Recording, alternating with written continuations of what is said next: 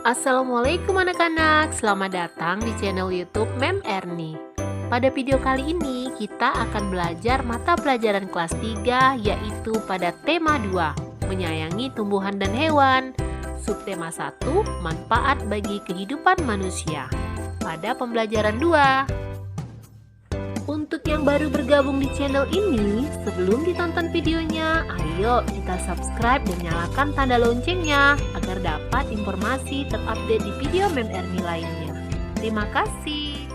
Pada pembelajaran kedua ini, kita masih membahas tentang dongeng dan sikap bersyukur. Dongeng merupakan cerita khayalan. Dongeng memiliki jalan cerita yang sederhana. Jenis-jenis dongeng antara lain sebagai berikut. Yang pertama adalah mite, yang kedua legenda, yang ketiga fabel, yang keempat hikayat, dan yang kelima parabel. Baiklah, sekarang kita akan bahas satu persatu. Yang pertama adalah mite, yaitu dongeng dengan latar belakang sejarah yang mengandung hal-hal ajaib dan dianggap suci. Biasanya tokoh-tokohnya adalah dewa-dewa. Contoh cerita mite yaitu Nyai Roro Kidul dan Joko Tarub. Yang kedua adalah legenda, yaitu dongeng mengenai peristiwa sejarah suatu nama daerah atau asal-usul daerah. Contoh cerita legenda yaitu Tangkuban Perahu dan Danau Toba. Yang ketiga, fabel, yaitu dongeng yang tokohnya adalah hewan dan menceritakan tentang kehidupan mereka. Contoh cerita fabel yaitu Kancil Mencuri Mentimun dan Kelinci dan Kura-kura. Yang keempat adalah hikayat, yaitu dongeng yang menceritakan kehebatan atau kepahlawanan seseorang. Contoh cerita hikayat yaitu Abu Nawas dan Hang Tuah. Yang kelima, parabel, yaitu dongeng yang menggunakan perumpamaan untuk menyampaikan pesan moral. Contoh cerita parabel yaitu Hakim yang Adil dan Akibat Tidak Mau Berbagi. Nah, sekarang mari perhatikan contoh dongeng berikut ini. Judul dongengnya yaitu Pengembara dan Sebuah Pohon. Pengarangnya Aesop. Sekarang, mari kita simak dongengnya. Dua orang pengembara berjalan di sepanjang jalan yang berdebu dan tandus di hari yang sangat panas. Tidak lama kemudian, mereka menemukan sebuah pohon besar. Dengan gembira, keduanya lalu berteduh dari teriknya sinar matahari di bawah naungan daun-daun pohon besar yang lebat. Saat beristirahat, mereka melihat ke atas pohon. Salah seorang pengembara berkata kepada teman seperjalanannya, "Betapa tidak bergunanya pohon besar ini. Pohon ini tidak memiliki buah, sehingga tidak berguna untuk manusia sama sekali." Pohon besar tersebut lalu berkata, "Kamu manusia yang tidak tahu berterima kasih."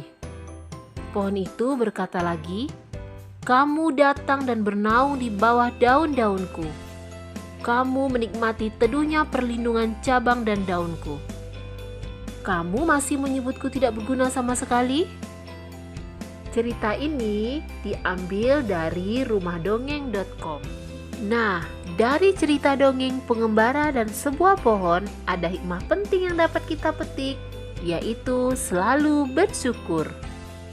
Tuhan menciptakan makhluk hidup dengan tujuan tertentu. Setiap makhluk hidup bermanfaat untuk makhluk hidup lainnya. Tumbuhan bermanfaat untuk manusia. Hewan juga memiliki manfaat untuk manusia. Setelah mendengar cerita dongeng tentang Pengembara dan Sebuah Pohon, kita belajar untuk selalu bersyukur. Sikap bersyukur dapat kita tunjukkan dengan menyayangi makhluk hidup. Manusia adalah makhluk sosial yang saling memerlukan satu sama lain. Agar kehidupan bersama dapat berlangsung harmonis, setiap manusia harus saling menghargai. Jika ada seseorang yang berbuat baik kepada kita, kita perlu mengucapkan terima kasih.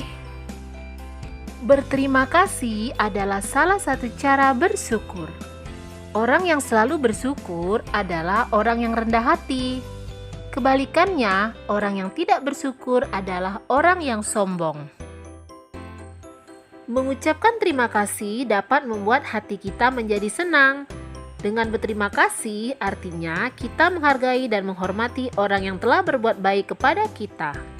Mengucapkan terima kasih merupakan salah satu perbuatan terpuji yang sesuai dengan pengamalan sila kedua Pancasila. Sila kedua Pancasila dilambangkan dengan rantai emas. Selain berterima kasih terhadap sesama manusia, kita juga harus berterima kasih kepada tumbuhan dan hewan. Bagaimana caranya? Cara kita berterima kasih kepada tumbuhan dan hewan tentu saja berbeda dengan cara kita berterima kasih kepada manusia. Cara berterima kasih kepada tumbuhan yaitu dengan merawat tumbuhan dengan baik. Tumbuhan diberi air, pupuk, dan sinar matahari yang cukup. Kita juga tidak memetik bunga dan daun-daun sembarangan.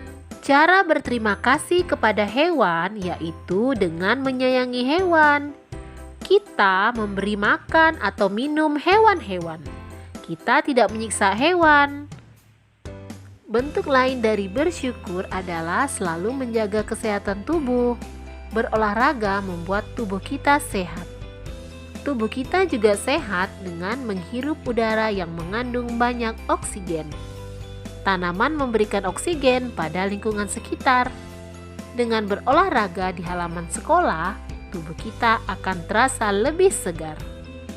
Gerakan memutar atau meliurkan badan dapat dilakukan untuk melenturkan tubuh. Dengan demikian, otot tidak kaku dan peredaran darah lancar. Sekarang, perhatikan gambar-gambar berikut ini. Gambar-gambar ini merupakan kombinasi gerak memutar dan meliuk. Mari lakukan kombinasi gerakan memutar dan meliuk seperti pada gambar-gambar berikut ini. Pada gambar yang pertama, badan berdiri tegak.